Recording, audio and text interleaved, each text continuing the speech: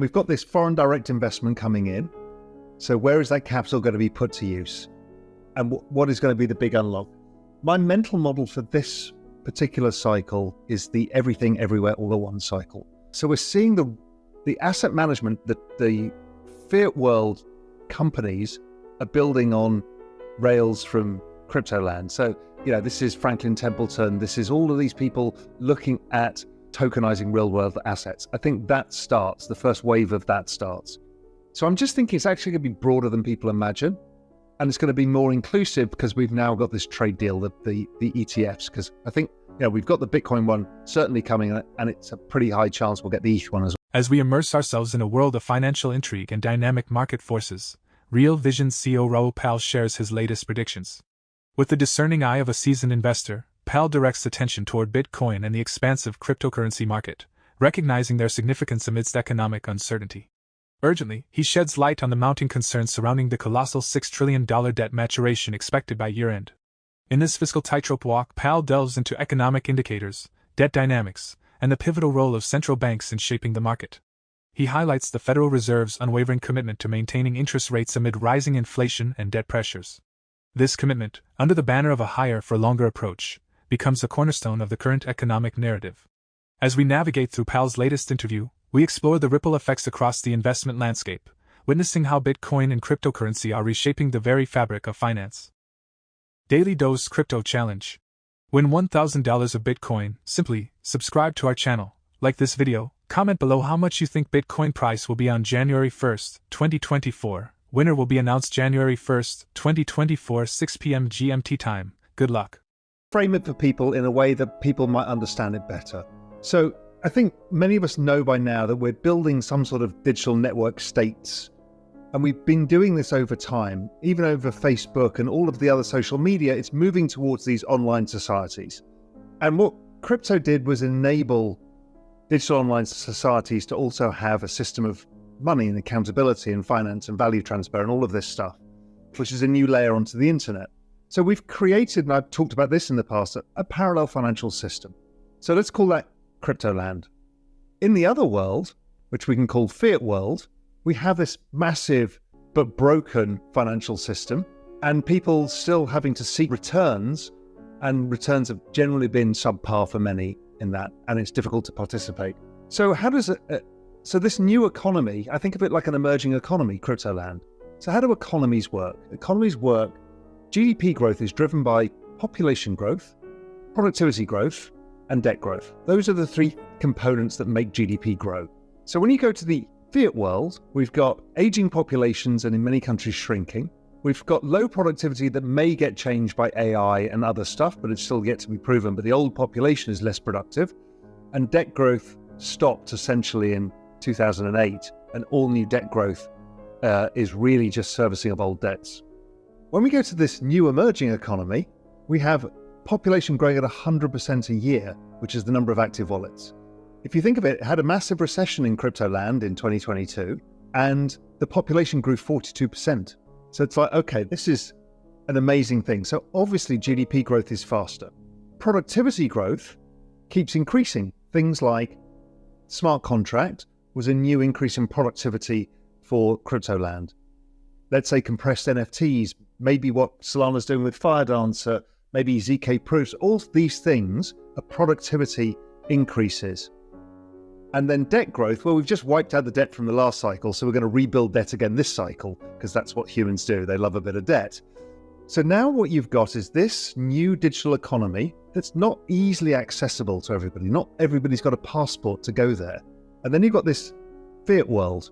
And what this ETF is a trade agreement that fiat world people can go and invest in crypto land without having to be a native. They don't need a wallet, they don't need to self-custody, they don't need any of this stuff that we all go through every day as part of our lives, because we're citizens over there, but they're not. But what they've got is a free trade agreement. So free trade agreements really are all about, where do I get my highest return on capital? So people want to do free trade agreements with India because it's a growing population, large economy. It's the same thing. Fiat world will be saying, well, am I going to get a higher rate of return over in crypto land? In which case, I'll put some of my money at work there. That's why this is important. It's not about a single event of we're just going to bring RIAs in. It's something much bigger. It's bridging these worlds. And then as the money comes into crypto land, it then finds its way into the other states within crypto land, whether it's Bitcoin land or whether it's ETH land or Solana land or whatever it may be. And it gets reallocated on the risk curve. Some of those are smaller emerging states and some of them are more established. So when people think of it like that, it's just an emerging market that's opening up for people to be able to invest. According to Raoul, the increased money printing and the government's quantitative easing have led to significant malinvestment and widespread distortions in the economy. He contends that while Americans may have initially benefited from the monetary expansion, the repercussions were not similarly favorable for the rest of the world. Raoul argues that banks are striving for interest rate neutrality without causing irreparable damage to the global economy. However, there's speculation among investors that the pursuit of interest rate neutrality might result in tighter financial and credit conditions for households and businesses, thereby exerting downward pressure on economic activity. Raoul explores the potential economic indicators, including inflation, stock market dynamics, and the conceivable impact of cryptocurrencies on the global monetary system. This assessment delves into the complex interplay between monetary policies, economic indicators, and the evolving landscape shaped by digital currencies. Again, we've got this foreign direct investment coming in. So where is that capital going to be put to use? And what is going to be the big unlock? My mental model for this particular cycle is the everything, everywhere, all at once cycle. Because if we think about it, $67 billion went into VC, into the space in 2020 and 2021. That money has been given out to founders who are building all sorts of applications and projects and everything else. Some of them will be infrastructure layer, some will be applications layer, and everything in between. And if you see the focus of where most of these teams are working on, it's kind of everywhere. So we're seeing the asset management that the fiat world companies are building on rails from crypto land. So, this is Franklin Templeton. This is all of these people looking at tokenizing real world assets. I think that starts, the first wave of that starts. Then we're seeing at the other far end of the spectrum is everybody's focused on gaming because there's a huge audience there. So somebody's going to crack gaming in some respects. And pretty much every protocol has got teams working on that.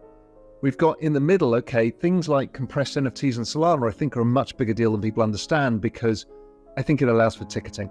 And ticketing is at scale consumer application of blockchain of which you don't need to know it's blockchain, which is what the space has been waiting for. We've seen some attempts at social media and other sides of that. Maybe we'll see more of that. The brands haven't stopped. So we're still seeing the luxury fashion brands in the NFT space. And I think we'll see a continuation of that. We've also seen the car companies, sports teams, and others. So I think that continued space builds out as well.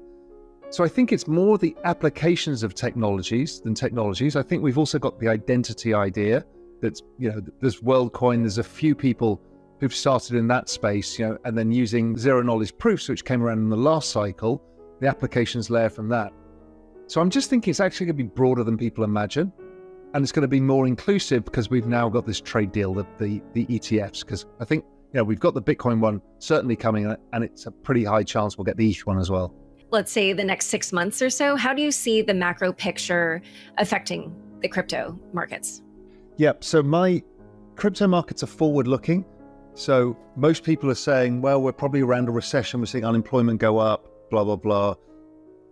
Crypto knew about this last year because it's forward looking. It actually trades on liquidity conditions. And I do a lot of macroeconomic research at my research company, Global Macro Investor. And for us, the liquidity cycle just keeps going for the next 2 years.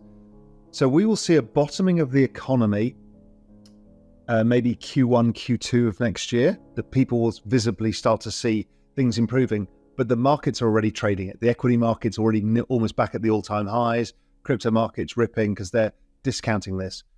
If we live that 6 months in the future, are the Fed likely to be raising rates or cutting rates? Cutting rates. At worst, they don't do anything. But that's so the probability is for easing of liquidity conditions. Is there a chance, because we're going to an election year, that they stimulate with fiscal stimulus? Pretty much 100% chance they'd like to buy votes. So 2024 is all about stimulus and economic recovery. That's a very, very, very good backdrop. And that's the transition from crypto and macro spring into crypto macro summer. And that macro summer, crypto summer, is we're starting to see growth pick up, but inflation's not picking up yet, still falling from the lagging effects of the old cycle. So inflation is not a problem, growth is going up, and liquidity is coming into the system. That's like the perfect. Raoul Pal delves into the transformative impact of cryptocurrency changes, illustrating how these shifts can send ripple effects through our financial landscapes. Envision a scenario where borrowing money becomes costlier, affecting the allure of credit card deals and car leases. Pal emphasizes that beyond numerical considerations, this evolution is about fairness and the extent of our purchasing power amid market fluctuations. In the midst of this financial noise, Bitcoin emerges as a disruptive force, challenging established traditions in the monetary world. Pal underscores the concept of the everything code, likening it to the invisible thread connecting all aspects of the financial system. While big banks traditionally act as guardians of balance, working behind the scenes to maintain stability and avert financial chaos, Pal suggests an inevitable shift is on the horizon. The latest interview with Raoul Pal prompts reflection on his predictions for Bitcoin, cryptocurrencies, and the financial market in the latter part of 2023. Share your thoughts in the comments below. For more Daily Dose Crypto news, check out these 2 awesome videos on your screen. Click now and we will see you on the next video.